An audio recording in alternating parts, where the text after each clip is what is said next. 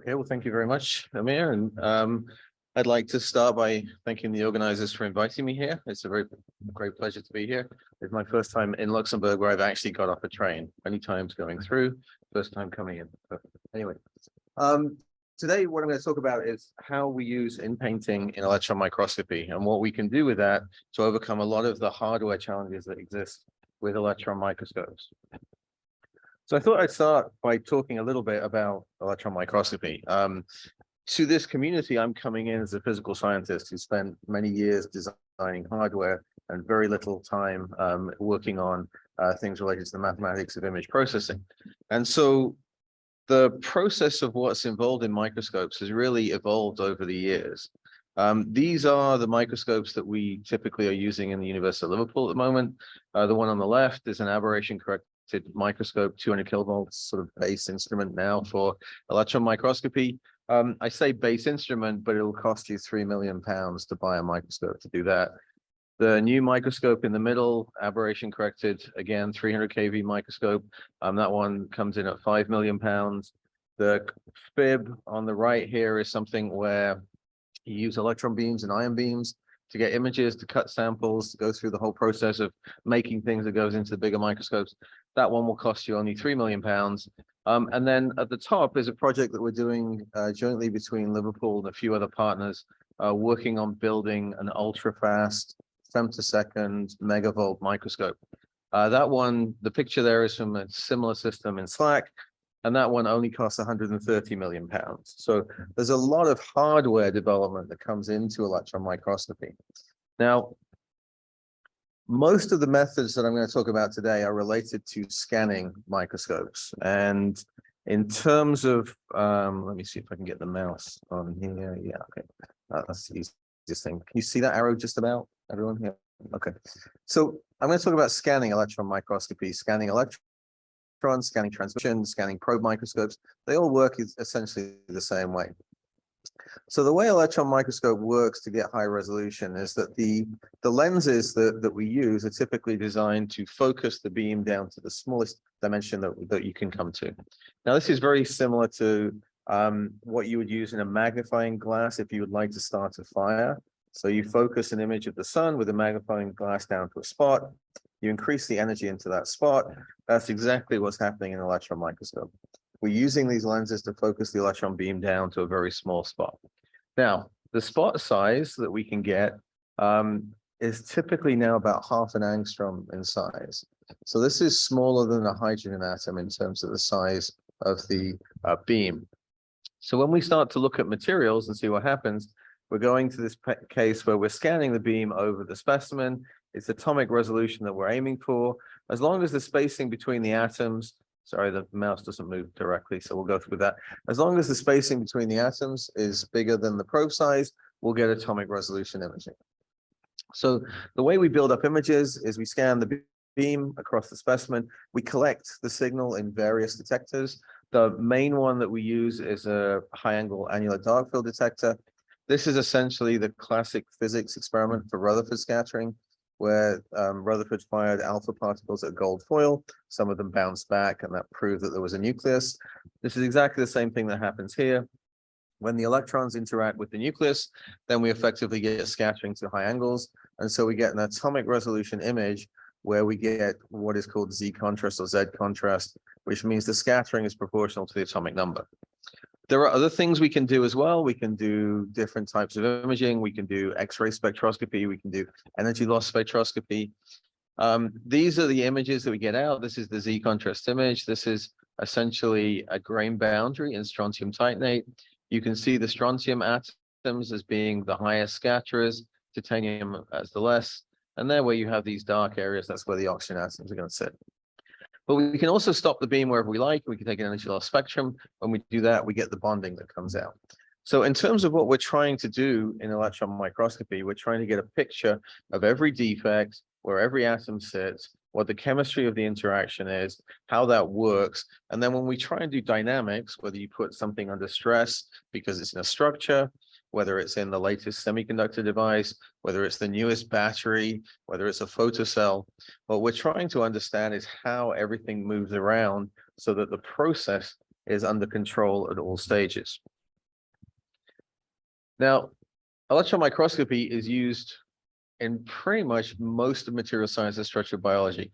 A study a few years ago showed that over 25% of all material science publications had an electron microscope image in some shape or form inside of it.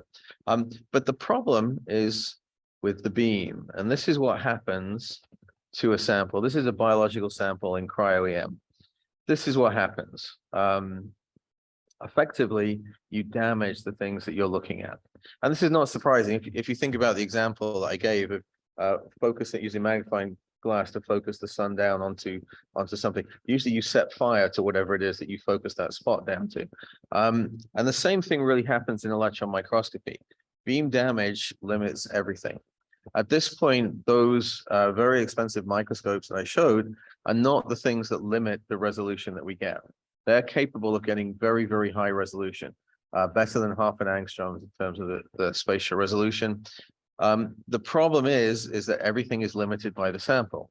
And that means we have to go beyond the hardware and think about a way of understanding the images where we can get more information for less electrons that we put into the system.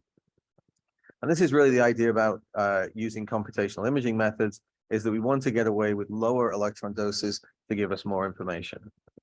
So let's get to that.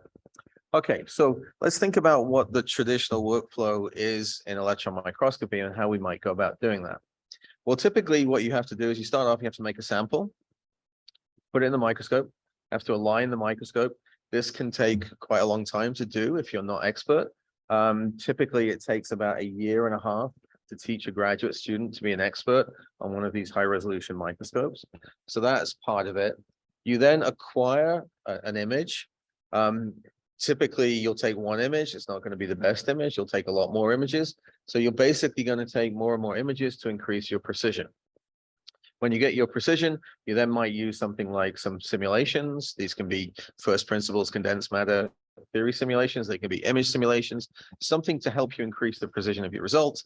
And then at the end of it, you're going to run some analytics on the system to figure out what it was that you were actually looking at and what it means for the properties of the material you're trying to study. Now, there are a lot of people that are going through, oh, let me see this works. Yep. Deep learning, machine learning, however you want to term the process, which are looking at how to increase the precision of the image at the end and how do we get the analytics to come out. Now, that is helping a lot with the interpretation of images. But the problem is with electron microscopy is that these first few bits that are up here are actually controlled by manufacturers that have intellectual property that they don't share with anyone. And so that means getting things like metadata out is very difficult. Image formats are usually proprietary, so it's very difficult to change them. And so effectively, if you're focusing on the last end of the step, you're going to miss some of the important things that go into actually what you can do in the system. And I have a little mock-up of exactly how this sort of works. All right, so if you're doing a delivery and you're saying, right, here's my system, I want to make my delivery work faster. And if I go ahead and stick something like this on the end of the system, clearly this will go faster, but in the end, it's not going to get as fast as you want it to be because the stuff that leads up to that point is going to limit what you're trying to do. Ideally, of course, you want to completely redesign the system. You redesign the system, get some new concepts, and actually work from beginning through to the end of the entire workflow to improve it in every single way you can. And that's essentially what I'm going to try and talk about today, which is how do we change every single step of this workflow so that we can reduce the amount of damage to the specimen when we're doing the preparation, so it starts off in the best way possible. We can reduce the amount of steps involved in the alignment, so we can make it automated alignment. We could talk about this as a self-driving microscope, if you'd like. There are no issues with self-driving microscope. There are no pedestrians to hit. There are no things that you have to worry about. And so we can go through a lot of the processes of understanding how we can self-drive some scientific processes using a microscope. From that point, we can control the optimal dose for the acquisition. We can integrate the theory into the actual analysis. So we're talking about both theory and experiment together. And then when we come to do the analytics, the whole idea is that we can then do this in real time. In this workflow that I talked about for traditional microscopy, typically people spend 2 days, 3 days, 4 days on a microscope, take as much data as they possibly can, and then spend the next 3 or 4 months analyzing the data sets. What that leads to is an incredibly slow turnaround time between figuring out what's going on to going back to the beginning. And let's say that your first alignment of the microscope was incorrect, and you did then 3 days worth of data sets. It might take you 3 months to realize that your microscopy was all wrong, and you have to go back to the beginning again. So the key to this is then to accelerate it so that we can get that workflow and that turnaround occurring very quickly. Because those microscopes, when they're charged to people to use on a full economic cost recovery, cost about 20 to 30,000 pounds a day in terms of access time. So there's a lot of saving that can be done if we can get this to work correctly. Okay, so I'm going to talk about using Inpainting, compressive sensing in various ways for electron microscopy. But for most of the physical scientists that I give these presentations to, the best thing to do is to start from understanding, again, dictionary learning on what we're trying to do and how that can help us in electron microscopes. So I'll just go through this again. I'm sure everyone here will follow it with no problem. If you have a signal like this, what we typically do in physics classes, which will teach people how to do Fourier analysis. In this case, what we can do is take a series of dictionary elements, which are just sine and cosine functions, and you can fit these sine and cosine functions to this signal. And so these are our dictionary elements, these various sine and cosine functions. Here is our total signal that we want to understand. And the fitting can be done through a very simple least squares if that's what you want to do. So let's just get rid of some of the data. So if we get rid of 50% of the data, actually, it turns out that the fit looks almost exactly the same if you only have 50% of your data. Get rid of more than that, get down to 25%, again, no real problem. And you actually have to go all the way to around about 2% of the data before you start to notice that the fitting is going to be different. And the reason that this works in this case, of course, is because we have a well-defined dictionary set. If our dictionary set is perfectly defined, then if our signal is not as well defined, and if we're only limited to this dictionary set of elements to fit it, then we're actually going to get a good response to our signal as we go through and fit the whole thing together.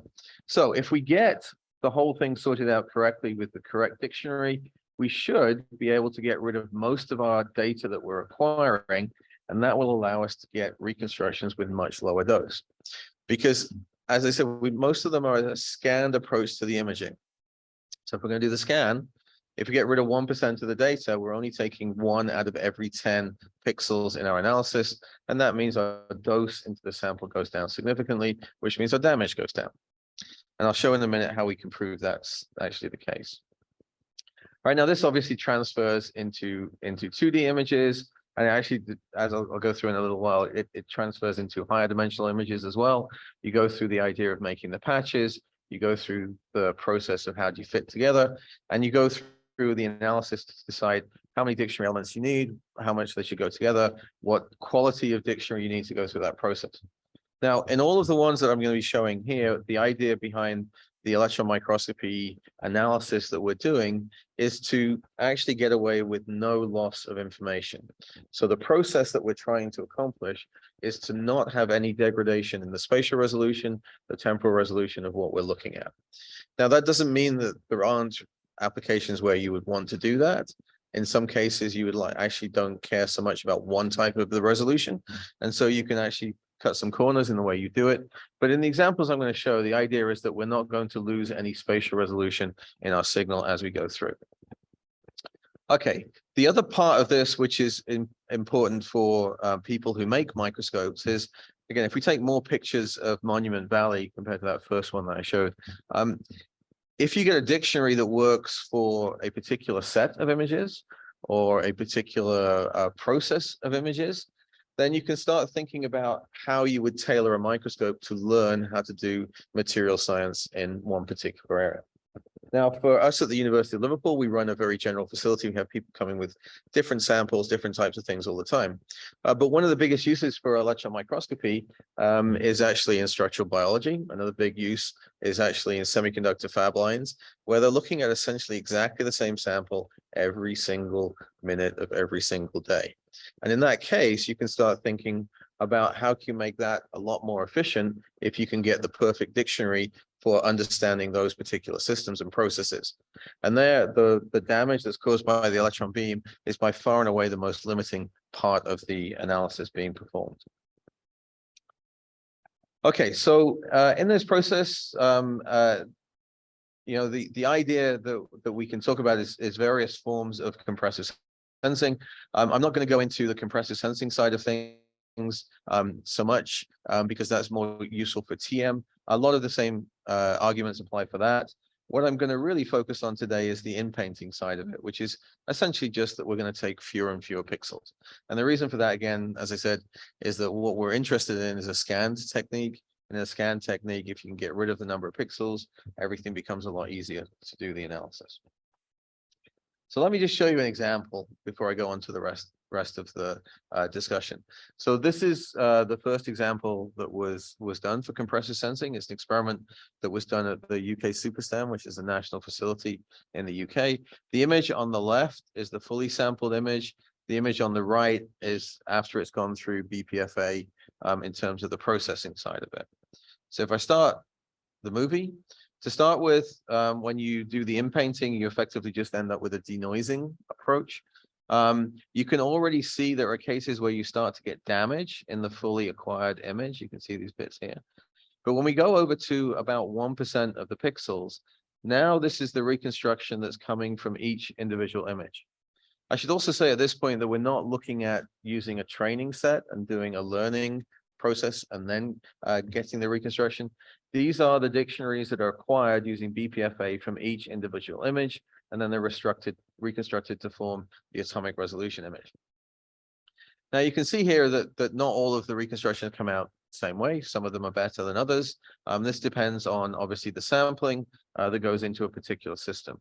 Let me see if I can go back and just run that again. So the other thing that you start to see in this process, which is very convincing for electron microscopists, is that when we go to the subsampling, you'll see that the image starts to drift off to the top. Now, this is because what we've done is we've taken the electron dose down. So there's a thermal equilibrium that's gone away, and we've also got rid of the charging effects that are going into it. So effectively, the reconstruction is working very well. It's also showing all the physical parameters that we want from electron microscopy, what's going on in the experiment. Now, this is obviously very encouraging because when you're doing the reconstruction, you want to be sensitive to the parameters of the microscope because that's the way you're going to get a self-driving microscope. So here we can get it to work out. We can get the reconstruction.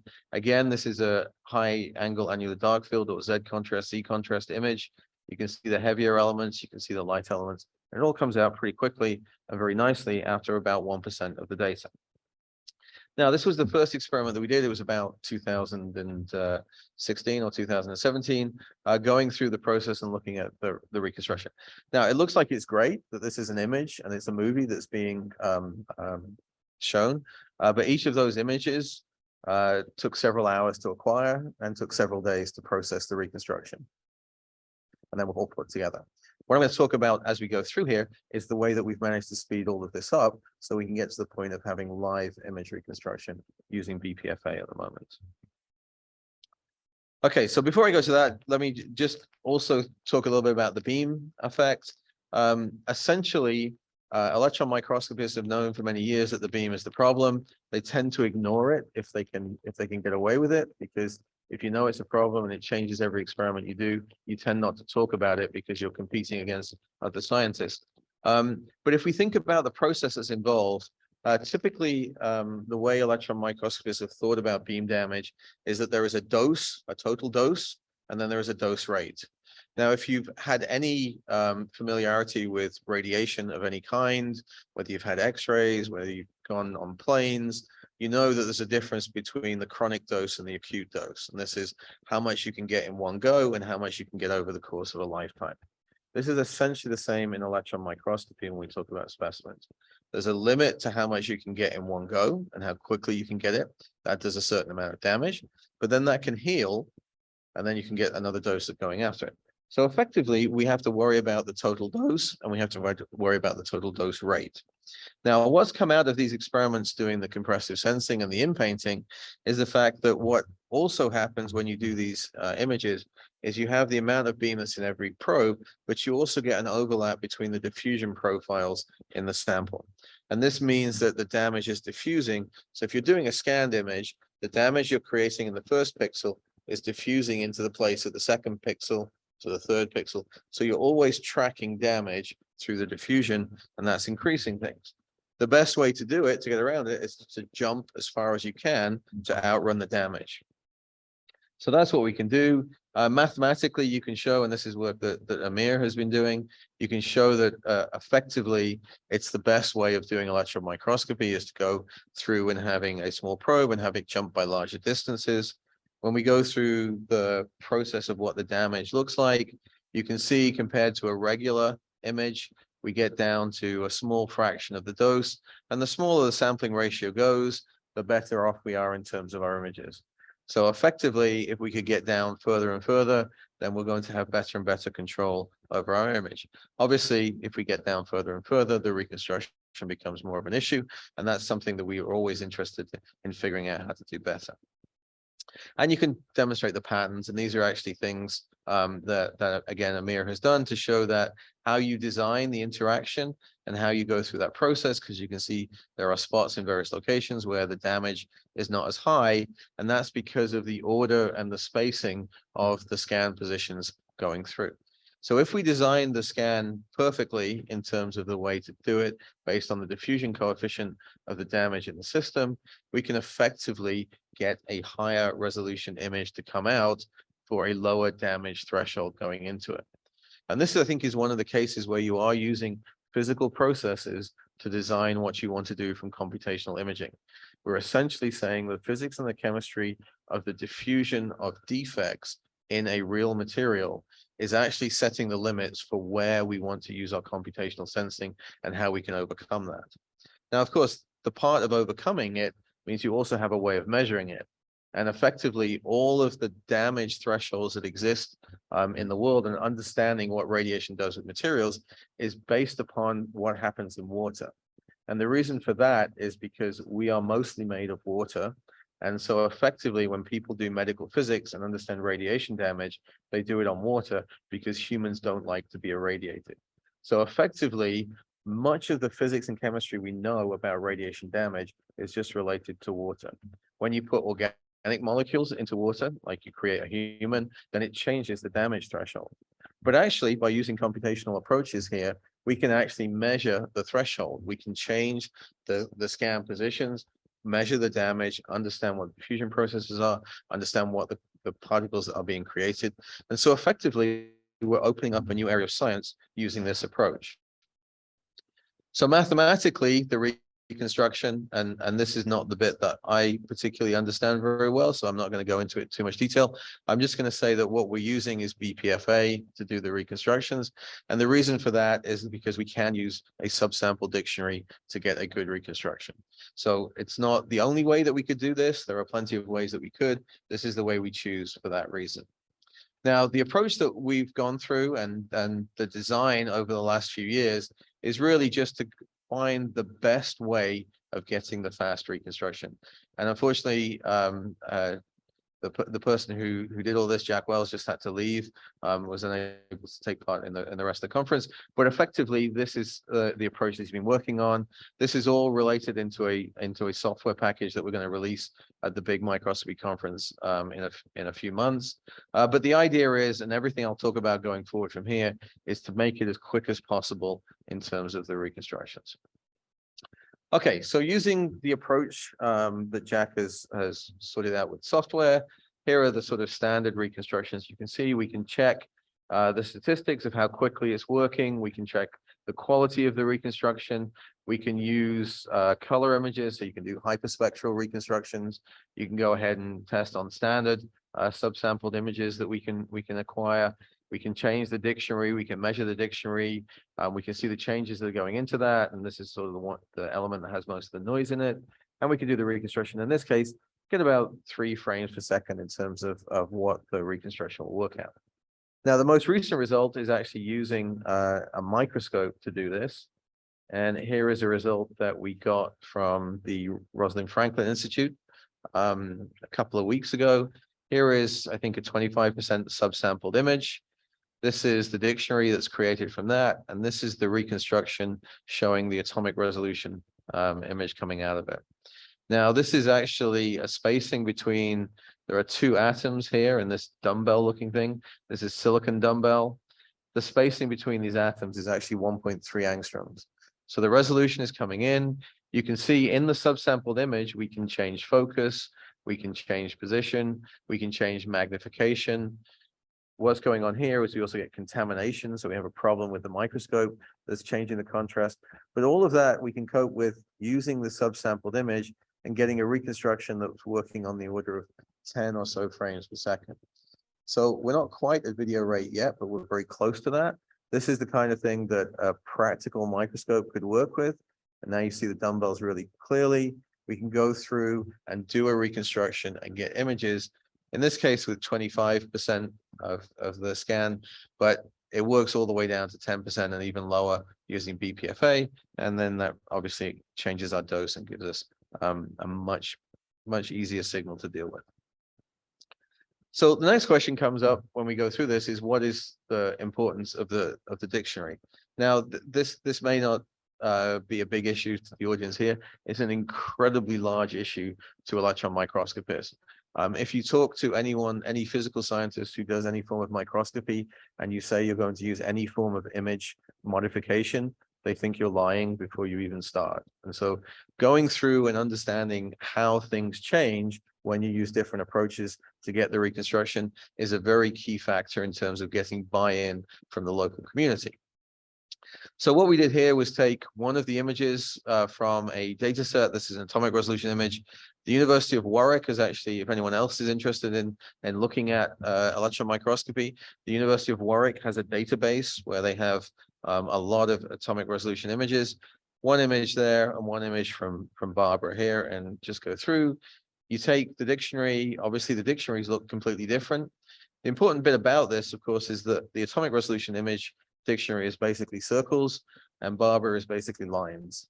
So you have completely different dictionaries that you think would work in different ways and would not be able to give you the same answer. But actually, if you change the dictionary and you go through the process of taking the Barbara dictionary and use it for atomic resolution and the atomic resolution dictionary and use it for Barbara, you can reconstruct the images pretty well and get very high quality out of them.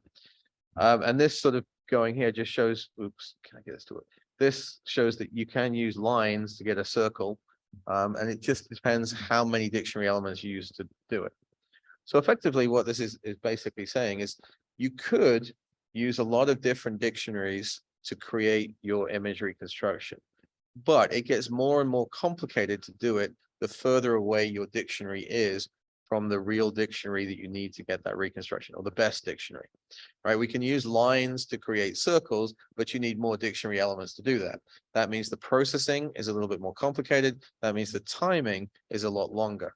So we have a method by going through here where we can start thinking about optimizing the dictionary for the particular type of image that we're trying to acquire.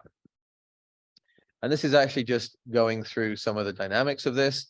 And so here is just a set of images that we go through, effectively understanding how the system works, different magnifications. And instead of using BPFA to at first figure out what the dictionary is, we give it the dictionary and let it do the reconstruction from the dictionary we give it. And if you do it that way, it obviously starts off a lot quicker. That first step of trying to figure out what the dictionary is takes the most time computationally. So again, what this is trying to tell us is the more images we get to use to create our dictionary, the better our dictionary gets, the quicker our reconstruction speed will become. Now, for electron microscopy, where we're thinking about people doing experiments in real time on the system, that's actually a very important thing, because you want to be able to correct in real time. You don't need the reconstruction to be perfect. You just need it to be good enough that you can see what's happening on the screen. Then at the end of the day, no one really works 24/7 on electron microscopes. People typically work a long day, and then you have overnight. Overnight, you can then go ahead and check and run through all of the process of different dictionaries, figuring out the best way to go. So effectively, if we can get to the point of just getting enough information so that we can change the parameters on a microscope, then we're in pretty good shape. And this shows that actually, if you put a dictionary into it, that you give it that's based on analysis, then it actually works very well and you can get good reconstructions. Now, for atomic resolution images, when it comes to high resolution microscopes, there is a whole community that works on doing simulations. And the reason for this is because I've already said that with electron microscopy, we have a damage problem. So we have to have simulations to understand what the image is. The other part of it is because of the physics of the interaction of the electron beam with the sample, we effectively have a dynamical diffraction condition. And what this means is that it's very complicated to work out precisely what the contrast is, because the diffraction from different columns in the system gives rise to the total contrast. So typically we do simulations to match to our experiments and work out the best one from the match, and that's how we do the interpretation. Well, one of my students, Alex Robinson, has gone through and done some simulations here. And actually, by going through those simulations, it turns out that those simulations also do not need to be done with full precision as well. They can be done in a subsampled way to get the simulation to work on. Now, in this process, we go through and we typically do multiple configurations. This is called a frozen phonon approach. The idea is that atoms are actually vibrating, but the beam is moving at basically half the speed of light. And so effectively, when it goes to the sample, the atoms will be in one of these configurations. And as the image is made up of multiple electrons going through, then effectively we have to sum or average all of these together. Now, it turns out that if you start to do these things with a subsampled way, none of that is needed as much. You can get away with much fewer configurations because somewhere in your image, you will have the right configuration. The other part of it is we can reduce the number of pixels in our image, again, like we do with the acquisition, and you can go through and you can get the system to work out and do subsampled images to create your simulation. Okay, so how do we get to use that? Well, because they're simulations, there's no noise in them. There's no noise. There's also no vibrations. Right? If you think about doing atomic resolution imaging, effectively any vibrations in the system, usually microscopists will spend £1 to £2 million making their room stable for their microscope. And so effectively things will be shaking, things will be moving, people will be talking, all that goes into that. In a simulation though, you can have a perfect image. So this is like having a training set where you have the perfect image. And so you train your dictionary on the perfect image. You then use that to interpret your experimental image. And you can see here that what's happening is we're actually getting a better resolution out of our reconstruction than we get by using the dictionary that's trained on the experimental image. So effectively, we're going through and we're improving the resolution and the sensitivity of the experiments that we can get from a microscope. And we're doing it by effectively getting a perfect image and using that to help us with our interpretation.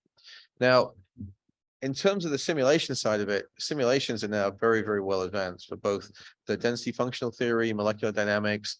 These things work on multiple millions of atoms, so you can do very precise simulations, and our image simulations work very well. So we're getting a way around using an upgrade in our instrumentation. As I said at the start, to go from what is currently the standard microscope to the microscope of the future, it's about £100 million to get that advanced. If we do it this way, it's the few £1,000s for a good computer and a good algorithm.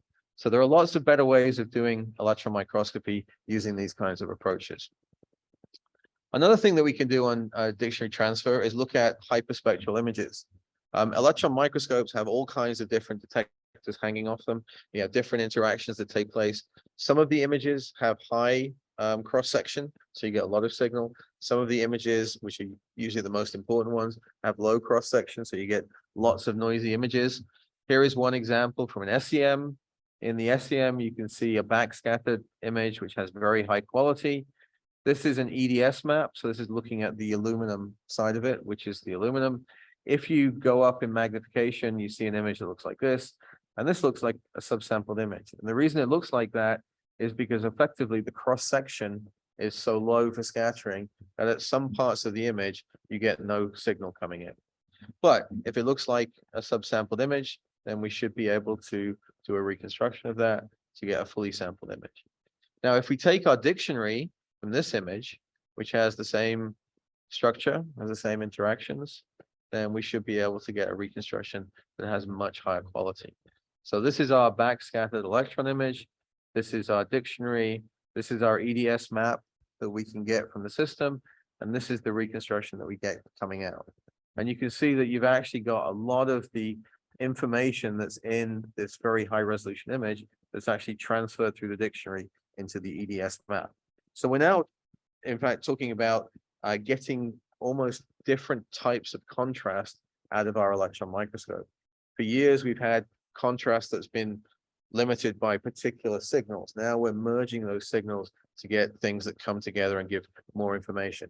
If you look in one of the papers I was talking about for electron microscopy for material science, typically you get shown an array of different images, image of the same structure with different methods used to image it. Now we can look at putting them all together in a single image and combining the information that we need for the interaction. Another part of the things that we can do with this is effectively go through the process of doing four-dimensional imaging. Four-dimensional imaging is effectively where at each location of a beam, we acquire a two-dimensional image. So this is a two-dimensional scan and a two-dimensional image at each point. Now this is actually, it's called tychography. A tychogram is essentially an inline hologram. The rumor is that Gabor didn't like the word tychography, and that's why he invented hologram. It worked, he got a Nobel Prize for doing it that way, but effectively the tychogram that we get is an inline hologram. So that means it contains all of the information that we would ever need for our sample and our microscope if we can get that. You can create any image you want from that hologram because you have all the phases and all the amplitudes and all the information about your image. Now, you can go through this and you can do this in a subsampled way. Again, this is with the STEM subsampling. You can go ahead and do that. You can subsample on the detector. When you're reading out a detector, if you subsample your detector, your readout speed goes up because you're reading out fewer pixels. So now we can think about going up to higher and higher frame rates. Typically, frame rates for CMOS detectors in electron microscopy are on the order of 1,000 frames per second at the moment. When you go into some of these subsampling and binning approaches, you should get up to 300,000-400,000 frames per second in terms of the camera rates that we're looking at.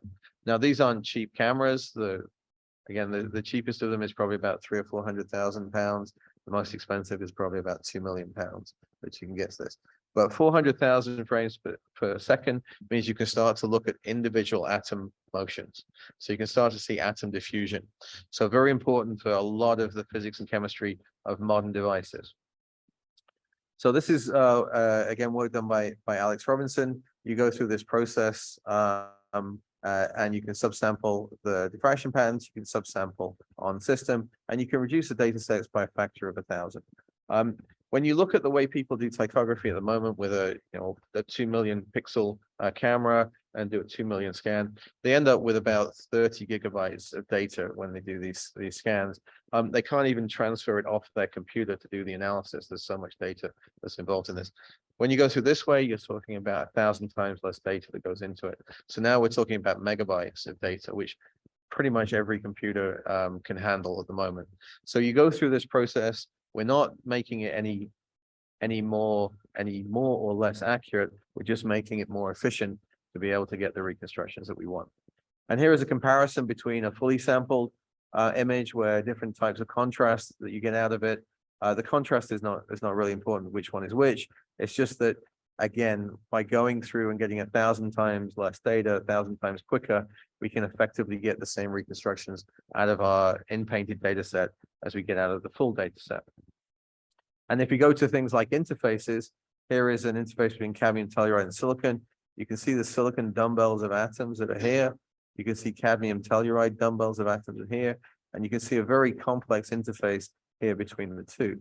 These interfaces are what controls the optoelectronic properties, whether the solar cell is going to work or not.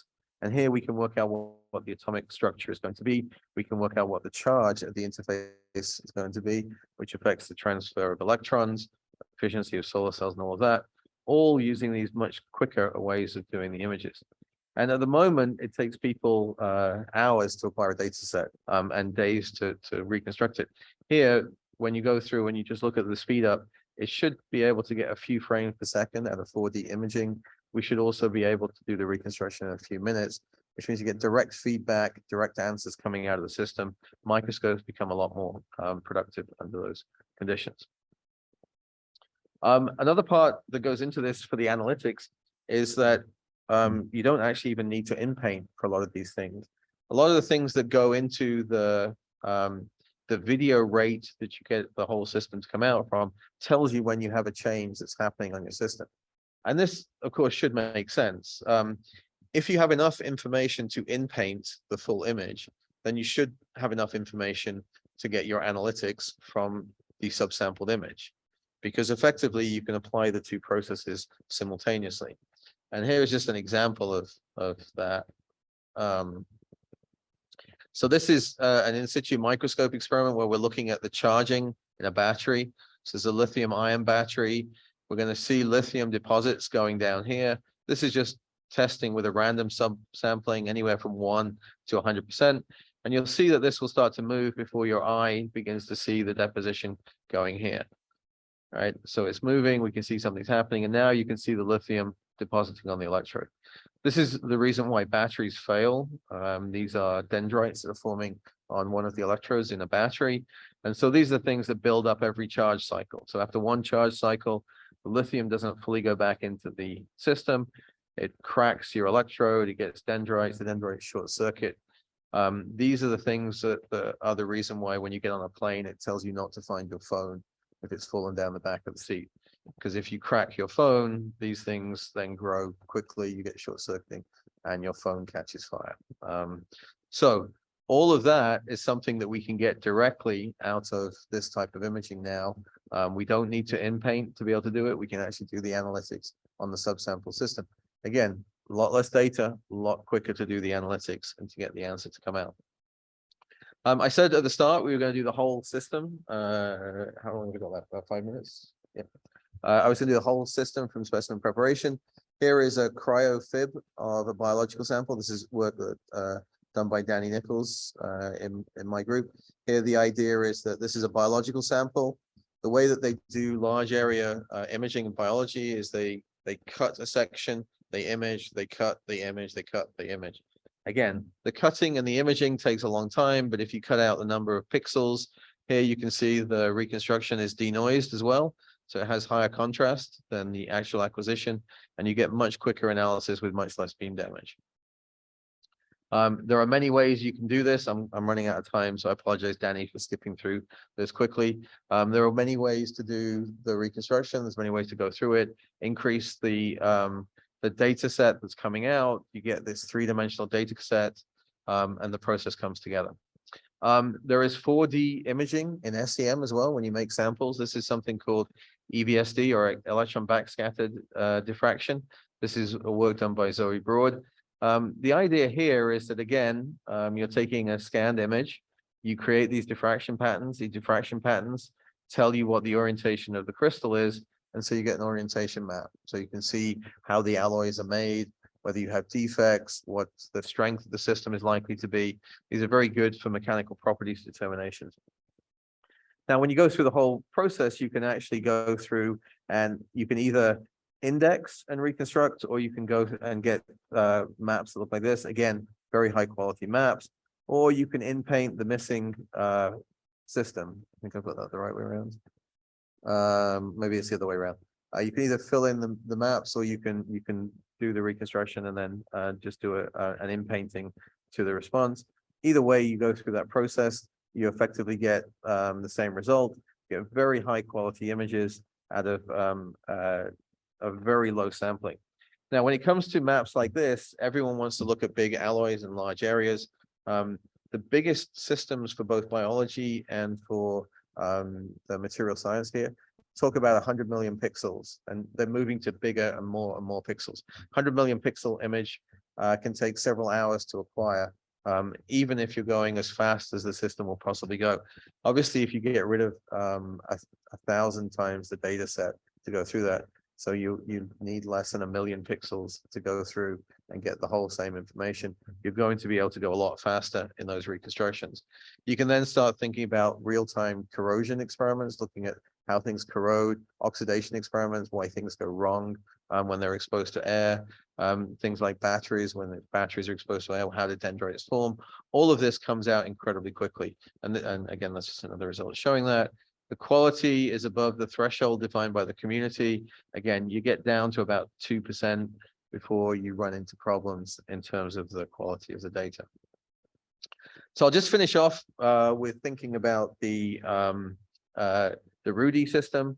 This is a microscope that we're designed at the moment. This is part of the new UK post-Brexit infrastructure development, whereby we don't want to rely on any infrastructure that's in the European part of the world. And the UKRI went through and decided to develop new instrumentation that was unique.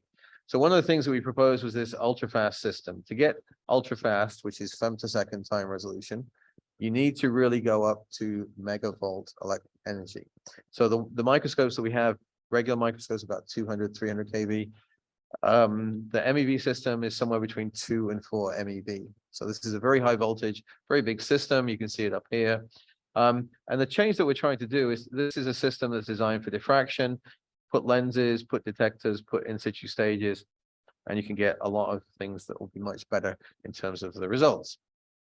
This is our first design for the system. 2 beamlines, processes, details that I'm sure people here aren't all that interested in. One of the things that we can do with it, though, is you can start to look at materials under extreme conditions. So because we can get the laser density in a small area very high, we can start to look at what is the structure of a plasma. And this is sort of how stars are formed. So you can create a little structure in the system to understand how plasmas work, what the interactions are. We can look at shock physics. Shock physics are things where the impact occurs faster than the speed of sound in the material that we're looking at. So this is things where you get explosions. This is things that happens when you get earthquakes. The wave from the earthquake is moving faster than the speed of sound in the buildings, and that's why buildings fall down. And so effectively, we can start looking at these kinds of extreme conditions. We can look at all kinds of medical science and impact ions, and then a lot of manufacturing nowadays uses lasers to actually make it improve properties. All of that we can do with femtosecond time resolution in the system. So there's a lot of stuff. Let me skip through the batteries bit. So what's the problem? So the reason we have a problem with this is that electrons are negatively charged. So if you try and bunch a whole lot of electrons together, they want to push themselves apart. And that pushing themselves apart is actually a problem because it degrades our resolution. So typically what happens is we want to be able to reduce the number of electrons in our bunch, because a femtosecond, so these things are moving probably at about 0.7 times the speed of light. They only have a femtosecond duration, and you want to put a lot of them together to get an image. But if you put too much of them together, they blur. Can't fix it by standard methods. And here's just an example of what this looks like. This is an image with 10 to the 6 electrons per pulse. This is just background of the detector. This is what happens if you go up by a factor of 1,000. You get an image that looks like this. This is what happens in a conventional TM. And so you can see that there are differences in the amount of signal, makes a big difference to the image. But if we go with what we just talked about of getting dictionaries from the best image and using them from other things, then you can start to see that we could probably get a dictionary from this that would help us to interpret what goes on here, which means that we might even be able to get information that comes here, and we might even be able to go any further. If we can get our bunch charges down by a factor of 100 to 1,000, then the spatial and temporal resolution becomes atomic spatial resolution and femtosecond temporal resolution. And that's the spatial and temporal resolution to be able to see individual atoms as they interact. And so if we can do that, and we go through the process of using similar methods that I just talked about for STEM, then we should be able to improve the system quite significantly. And again, it's back to the point where you've got 130 million pounds worth of hardware, where the success of the project is going to depend upon the computational imaging developments that are going to come together. Okay, so I think I used all my time. So the idea behind this is electron microscopy is great for material science, it's great for structural biology, but the beam is a problem. It's a blessing and a curse. Using these approaches of inpainting, compressor sensing, we can get a lot of information to come out. We actually have the software on our website if anyone's interested.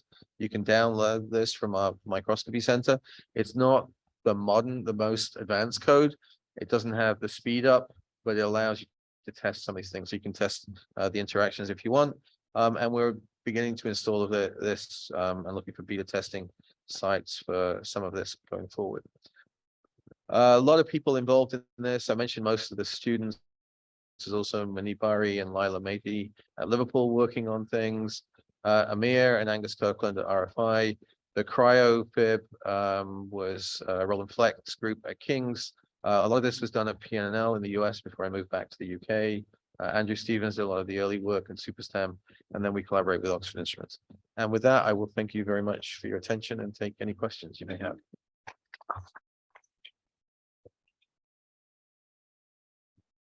Thank you so much, Nigel, for this fantastic talk. So the good news is we have plenty of time for questions and discussions. But before I take questions from the people here, so for online attendees, if you have any question, please raise your hand and we will ask to unmute yourself or ask the question in the chat box. So let's start with the question in the room. Yeah. Test. Yeah. So thanks for a nice talk. I had a question. So since, you know, in principle, this is all dealing with scientific experiments.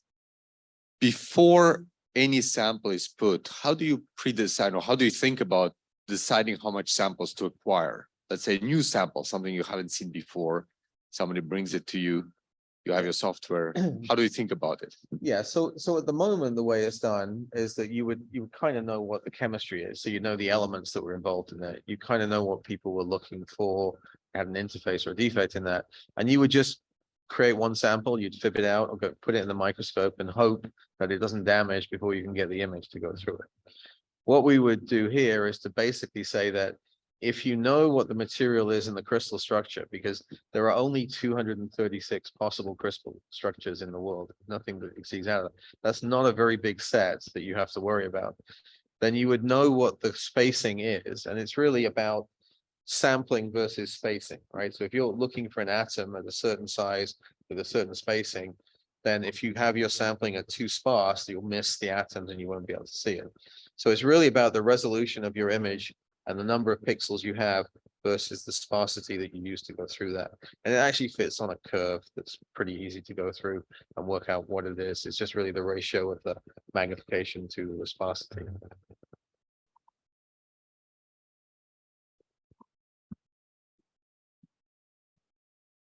Thanks very much for this interesting talk. Maybe just a follow-up on the last question. So I'm wondering what would be the most efficient way to deal with the wide spectrum of samples that you want to probe. I mean, you will have different, as you mentioned, different atomic structures, spacings, also different degrees of sparsity, and of course, noise. So what would be the most efficient way? Should we make more dictionaries, and out of these dictionaries, as you mentioned, we create the best dictionary of all, or we should create enough dictionaries to use in a learning fashion so that it can generalize faster? Yeah, so I think some of that is dependent upon the application that you want to use it for. And I have to say that in my group, we go back and forth between different things, depending on what stage of the development we go through. For a lot of it, it turns out that you could go with a very so if you're doing atomic resolution imaging, it's just circles. What you're looking at is circles. So you could effectively get to a point where you have a very generic dictionary that would allow you to reconstruct those images. When it becomes more complicated, where you're not looking at like the biological image that I showed with the FIB, there you're not looking at routine, always the same type of information.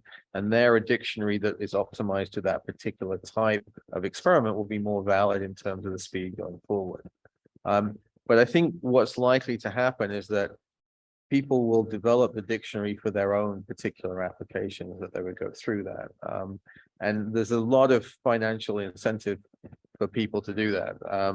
The easiest example is with semiconductor companies that are making chips, and we all know there was a chip shortage and there's a big investment going into that. They're all using the same characterization tools to optimize their methodology. But if one of them has a better dictionary, has a better set of information, is creating more accurate, they'll be able to do their analysis faster, they'll be able to go through that. So they can have the same microscopes and they can have a different way of getting information that comes out of it. And I think that's where hardware is going to change over the next 5 or 10 years in terms of how you're going to use it for a particular application. So it does depend on what you're trying to get out of it, because as we showed, you can get a pretty generic dictionary and get a pretty good result. The question is, how good is pretty good, and how good do you need it to be? And that's sort of specific to the people involved.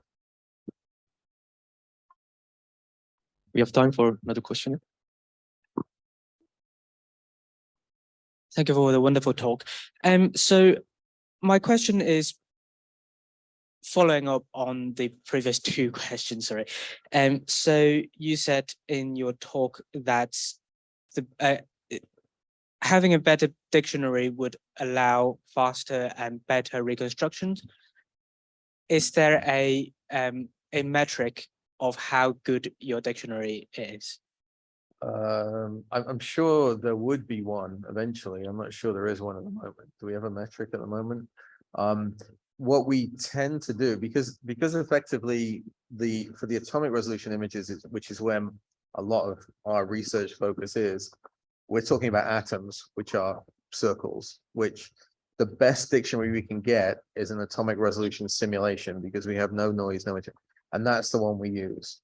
So the metric would be the perfect dictionary if we could get it. And I think there's a lot of processes that we want to do at these very, very high spatial resolution, where the simulation is the sort of perfect dictionary that you would ever want to go through that. There's a lot of applications, particularly in structural biology, where people just don't know what the structure is to start with, where there would be a certain iteration you would have to go through to get through to that.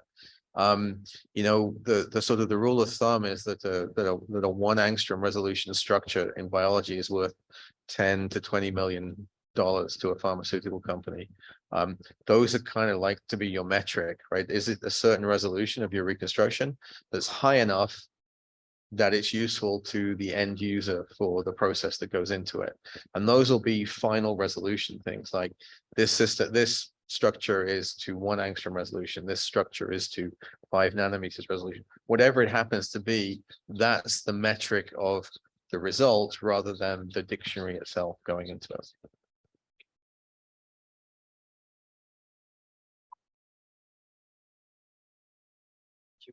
Thank you for the great talk. So I was wondering, in the Inpainting context for electron microscopy, do you have off the grid issues with respect to the location of the probes? So is it always, are you sure that the probes locations are on the pixel grid, or do you have to solve for that, or what do you do? Yes, so obviously where the probe is very important out of the whole process. This one is a hardware problem that we've had to work very hard to get rid of. So for 70 years, microscopists or microscope companies have tried to get the beam to go across to one end, come back, go across, like a typewriter type thing. And it does that very, very well, except it has a pause at this end and then it accelerates. So after the first 10 pixels on the left hand side, it's no problem.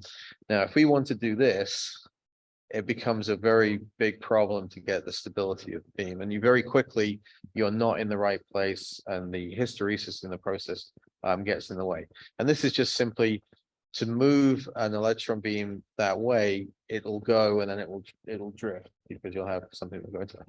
The way that we get around that is we use a random walk in the scan, where we still sort of go from one side to another, but we let it do a random walk up and down. And so obviously the smaller the sampling you want, the bigger the random walk up and down. So it only moves a single pixel in any one jump when you go through the pixels that go into that. And in that process, we get a very stable scan generator, and we don't have to worry too much about the positions of the pixels and it all reconstructs very well. The moment we try and do big jumps, which is what you would really kind of want to do to get a full random scan, that becomes a problem with the hysteresis of the system. Now, it is possible to overcome that hysteresis by clever design of the scan generator so that you wouldn't have to worry about missing the pixels, but that's very expensive and no one's implemented it yet. Our hope is, of course, that this will take off. Everyone wants to do this and everyone will demand much more precise control for the scan generator. The scan generators haven't changed in 70 years, so they're not really very precise. Thank you.